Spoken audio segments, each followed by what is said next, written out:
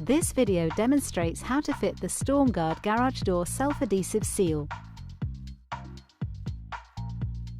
You'll need white spirit, a cloth and a pair of scissors.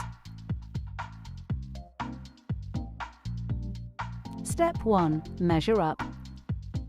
Measure the gap at the side of the garage door to ensure it's less than a maximum of 15 mm and more than a minimum of 5 mm. Step 2. Clean the surface. Clean the outer surface of the garage door using white spirits and a cloth and dry thoroughly.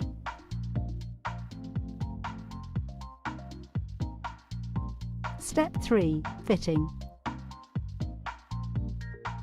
Peel off the backing before sticking the seal to the surface, working your way up the entire height of the garage door.